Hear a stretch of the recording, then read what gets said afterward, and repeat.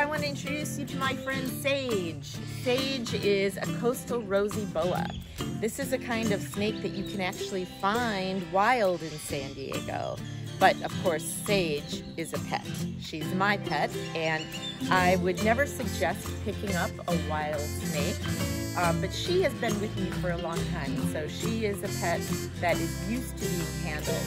What I love about Sage and rosy boas in general, they come in a lot of different colors, usually kind of a pinkish gray. Sometimes they're solid colors, sometimes they're striped.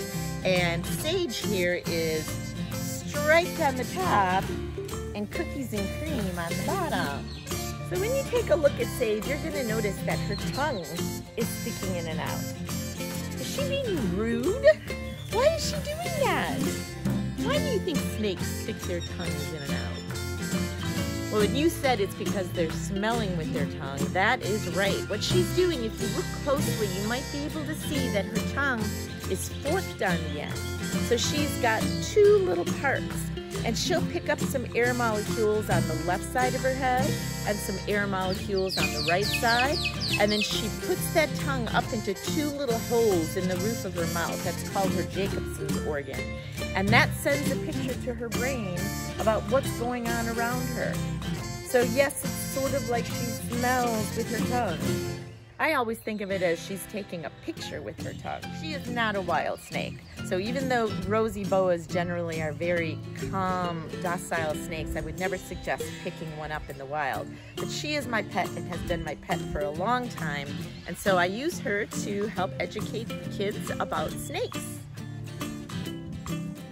So one question I like to ask kids is, do snakes have bones? So if you think they have bones, give me a thumbs up. If you think they don't have bones, give me a thumbs down.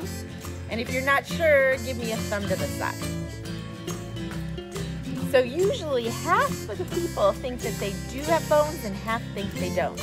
But in my other hand, I have a snake skeleton. This came from a real snake that I found dead.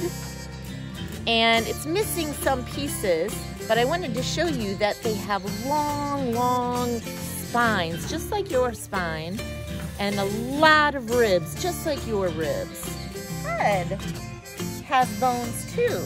In fact, Sage and other snakes can eat something 4 times bigger than their head by opening their jaws really, really wide and then walking their mouth over their food. That is, instead of opening their mouth like this, they have these extra bones called quadrate bones that allow their mouth to stretch like this.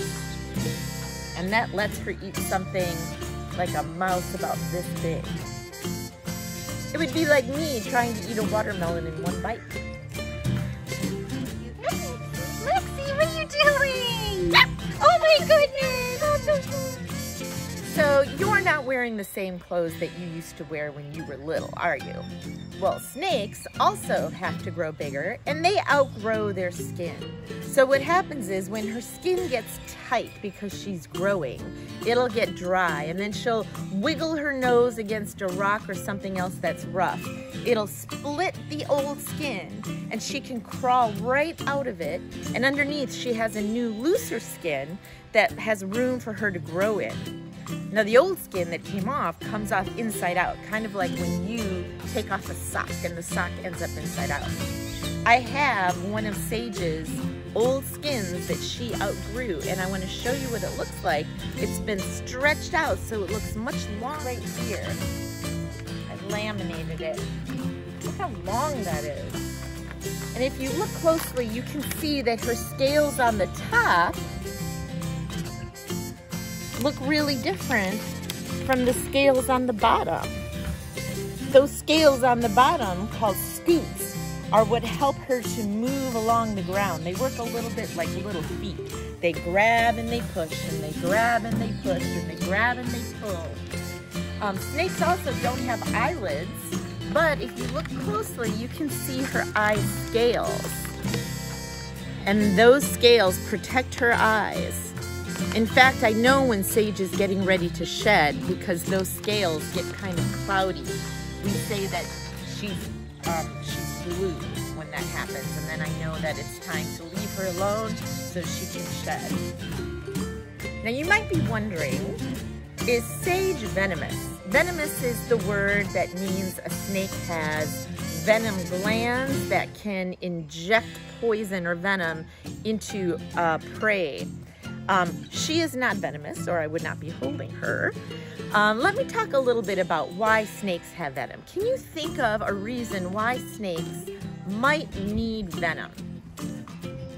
A lot of people think that it's to protect themselves, and you're right if you think that, but it's not necessarily to protect themselves against people. It's to protect themselves from somebody else. Now think about what snakes eat. Yeah, they eat mice and gophers and little squirrels, and those animals have sharp teeth and claws. Well, they're not going to go down without a fight, and a snake doesn't have little arms to protect her head. So snakes that have venom so that they can safely eat their prey. So think about this. A rattlesnake, for instance, sees a mouse it wants to eat, and to protect itself, it will go and bite that mouse and then back off and let the venom work. The venom works in the mouse's body, and then the mouse becomes paralyzed.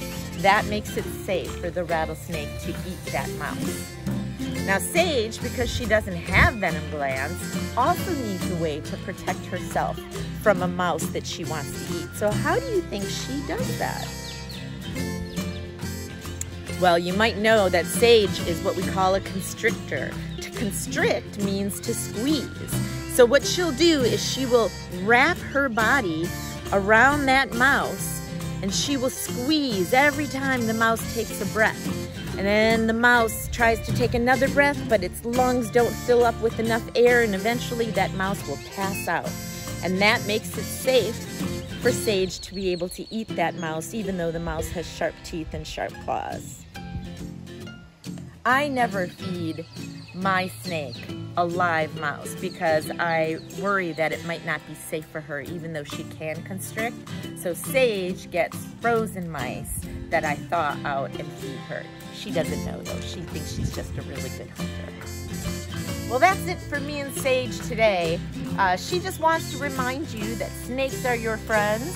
They eat a lot of pesky rodents, and without them, we would be walking through rodents that come up to our knees. So next time you see a snake, don't be afraid. Just say thank you.